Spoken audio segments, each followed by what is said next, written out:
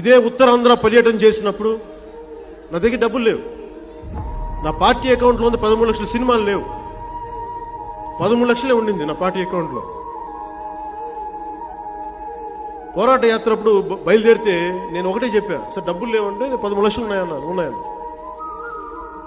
మనం అంబేద్కర్ గారి చిన్న చిన్న హాస్టల్స్ లేవుంటే అక్కడ బతుకుదాం, చిన్న కళ్యాణ మండపంలో ఉందాం, లేదంటే రోడ్డు మీద పడుకుందాం. నేను సిద్ధంగా ఉన్నా, మా నాయకులు కొంతమంది సిద్ధంగా లేరు.